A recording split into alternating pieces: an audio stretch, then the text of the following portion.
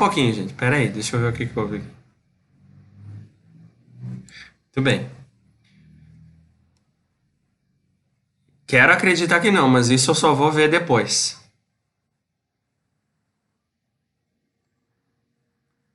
Eu não acredito. Assim, ó. Vamos lá, vamos continuar.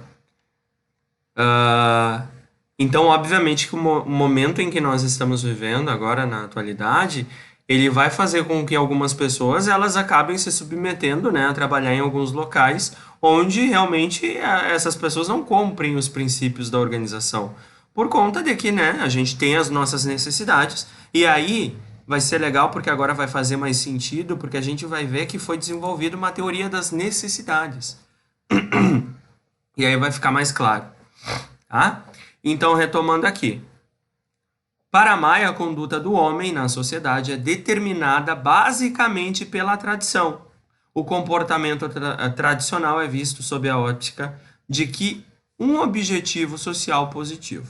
A felicidade individual, o crescimento e a saúde da sociedade dependem da existência de um sentido de função social do indivíduo.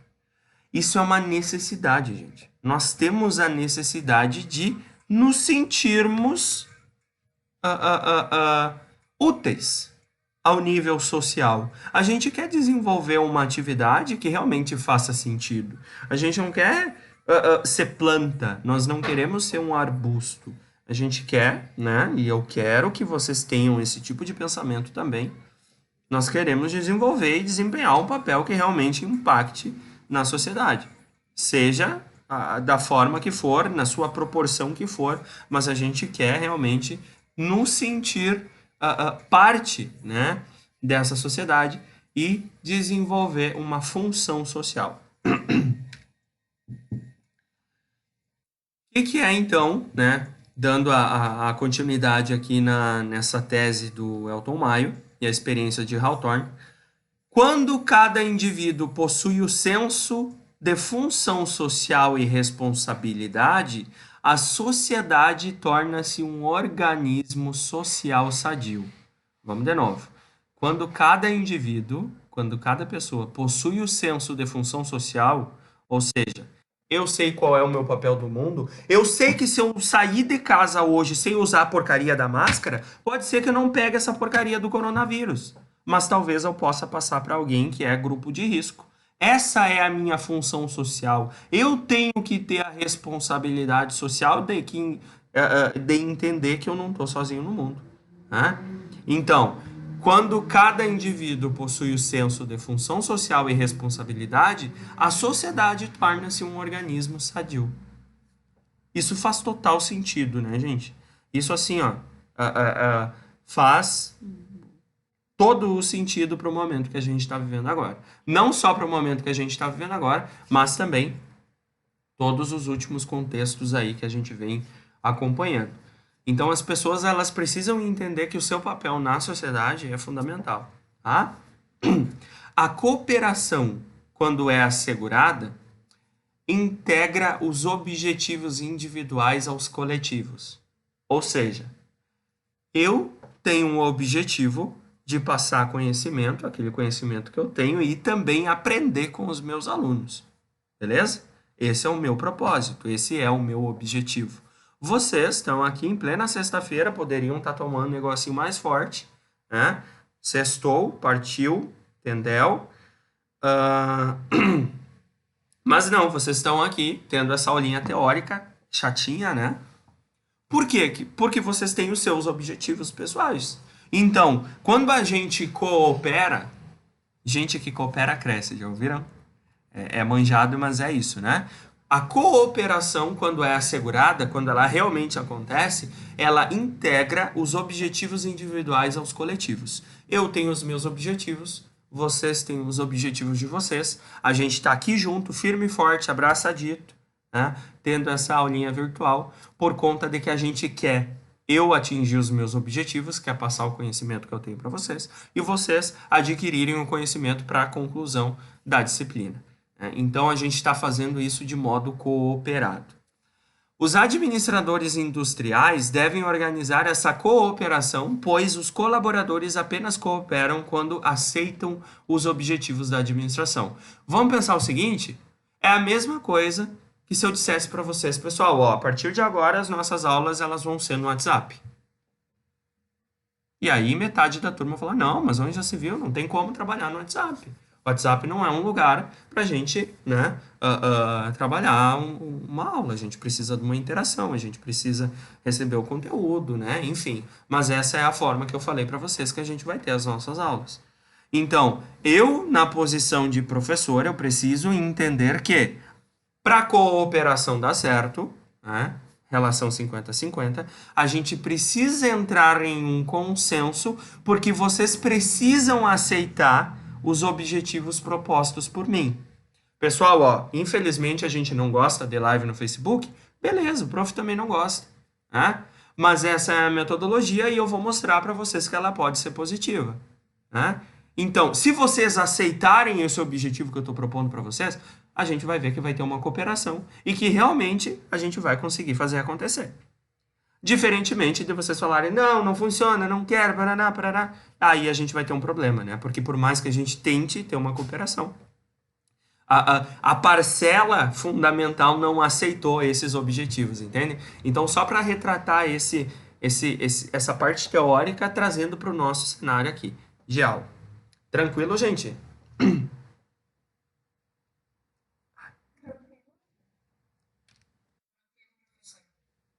Nenhuma dúvida.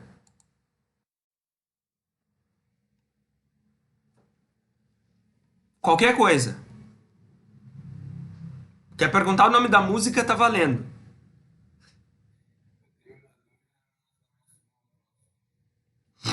Tá, eu vou dar uns minutinhos para vocês em todas as minhas aulas para quando a gente finalizar para essas dúvidas gerais de coordenação de curso, tá? Não, tranquilo. Tá, gente? Aqui então tranquilo, né? Então, só para mostrar para vocês de forma bem rápida como que foi feita essa experiência de Hawthorne. Primeira fase, gente, ela mostrou que a iluminação ela influencia diretamente no rendimento dos colaboradores. Por quê? Se a gente der uma condição de trabalho onde essas pessoas precisam se esforçar mais, elas vão cansar mais rápido e elas não vão conseguir entregar a, a expectativa que a empresa está propondo para elas, né?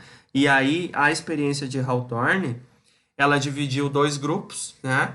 Um grupo recebeu uma intensidade de luz variável e um grupo recebeu uma intensidade de luz constante. Os dois grupos de operários que faziam o mesmo trabalho, ou seja, trabalhando exatamente a mesma atividade. O que aconteceu? Esse grupo que teve uma iluminosidade variável, ele não conseguiu entregar a mesma coisa que o grupo 2. E aí, com base em todos os levantamentos da experiência, eles resumiram que o ambiente ele é fundamental para o bom funcionamento das atividades e para a boa entrega dos colaboradores. Então, logo, a gente precisa dar um ambiente adequado de trabalho. Tu não vai enfiar o cidadão num porão com uma meia luz, né, que está parecendo um sei lá o quê, e colocar ele costurar, que ele nunca vai conseguir entregar um produto de qualidade, né? Então, olha só o nível de pensamento que a gente começa a ter aqui, diferentemente do pessoalzinho ali, do povo que a gente acabou de ver. A segunda fase, opa, ficou a mesma coisa. Bah, a minha estagiária hoje rachou, cara. Ela rachou aí nos slides, ó. A segunda fase, gente, o que ela consiste? Foi dividido um grupo, tá? Esse grupo de 5 pessoas, e essas pessoas, elas começaram a receber algo a mais. Elas começaram a receber coisas que os demais grupos não recebiam. Por exemplo, um lanchinho, períodos de intervalo para descanso, redução na jornada de trabalho, né? Isso tudo fazia parte do experimento de Hawthorne. E aí o que acontece? O que foi comprovado a partir daí? que essas 5 pessoas que faziam parte desse grupo, desse experimento, elas passaram a integrar um conjunto social, ou seja, elas começaram a interagir em equipe e elas começaram a trabalhar juntas, mais motivadas, mais inteiradas do processo e, consequentemente, mais felizes. Então, a gente também aqui pode concluir que um dos objetivos da experiência de Hawthorne foi mostrar que, se nós proporcionarmos condições de trabalho adequadas, questão da luminosidade, e também fatores intrínsecos às necessidades humanas, o que isso quer dizer? Os colaboradores, eles precisam ter um descanso, eles querem descansar um pouco, eles podem ter um momento para eles podem ter um momento de descontração, eles podem ter uma redução na jornada de trabalho. Por que isso? Porque as pessoas são indivíduos com necessidades fisiológicas, necessidades sociológicas e necessidades físicas.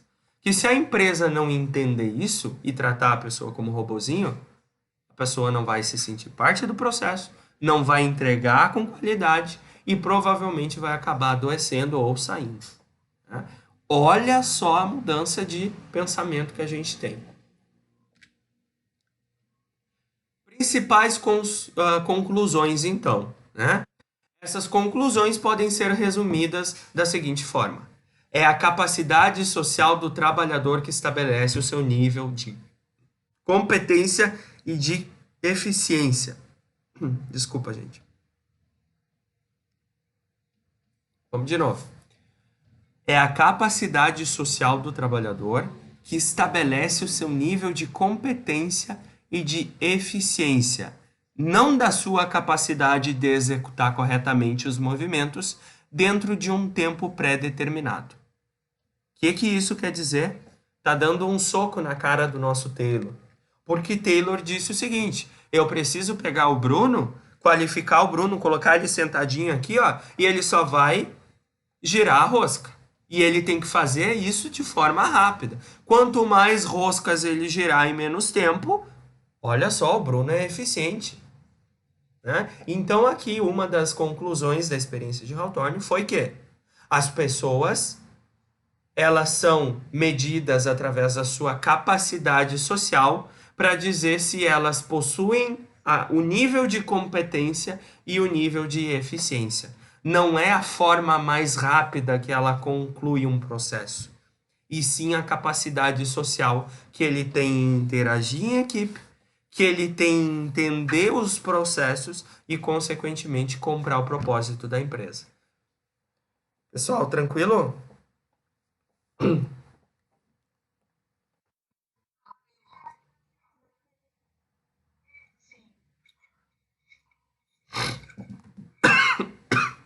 Eu tô pela, assim, ó. Se eu levantar a mão, é perigo de me puxarem, porque... Vamos lá. O comportamento do indivíduo se apoia no comportamento do grupo.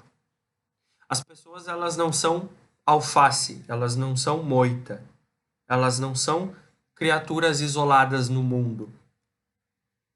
O comportamento do indivíduo se apoia no comportamento do grupo. Então, quando a gente tem um trabalho em equipe, quando a equipe toda está a par do processo e se sente parte do processo, compra o propósito organizacional, a gente tem melhores condições de trabalho, um ambiente agradável, melhor produção, né? Menos rotatividade. Só que, claro, para que isso possa acontecer, a empresa tem que dar condições. E aí aqui essa imagem ela retrata exatamente essa diferenciação que nós fizemos. Da engrenagem como a pessoa era vista lá atrás e de como a pessoa passou a ser vista dentro das organizações a partir desse start, né? Que foi a escola das relações humanas. Elas podem sim conduzir engrenagens, mas as pessoas, elas são parte do processo. Elas não são a engrenagem.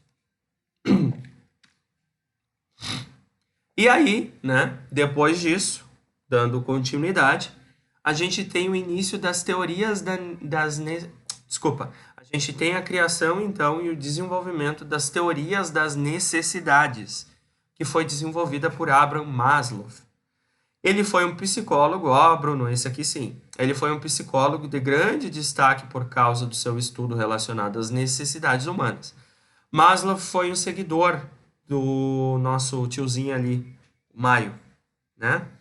Então, ele deu continuidade por conta de que, cara, eu penso dessa forma. E mais, eu tenho para te dizer que nós temos a teoria das necessidades. Eu vou te mostrar, eu vou desenhar em um modelo de pirâmide para te mostrar que as pessoas elas são motivadas através dessa pirâmide. Segundo ele, o homem é motivado segundo suas necessidades que se manifestam em graus de importância, onde os fisiológicos são as necessidades iniciais e as de realização pessoal são as necessidades finais. A gente vai ver cada uma das bases da pirâmide, tá? Cada necessidade humana influencia na motivação e na realização do indivíduo, que o faz prosseguir para outras necessidades que marcam uma pirâmide hierárquica. Então a gente tem o desenho da pirâmide.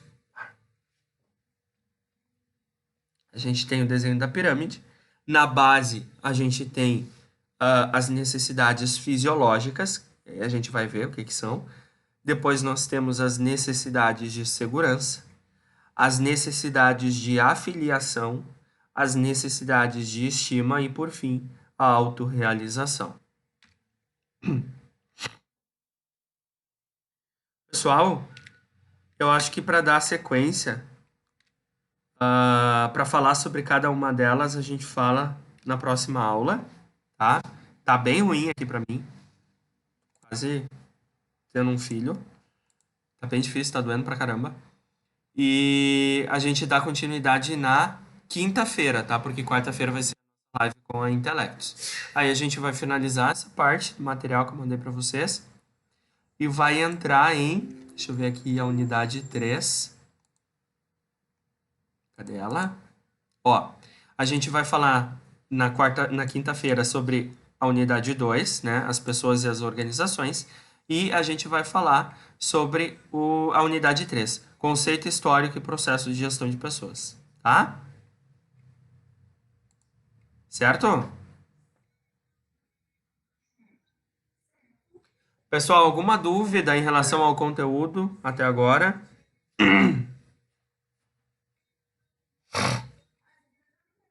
Tranquilo? Nenhuma dúvida?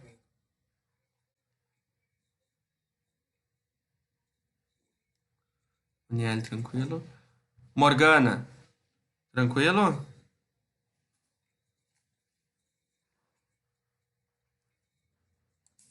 Não fiquem com dúvidas, tá, gente? Se precisar retomar, a gente retoma na próxima aula.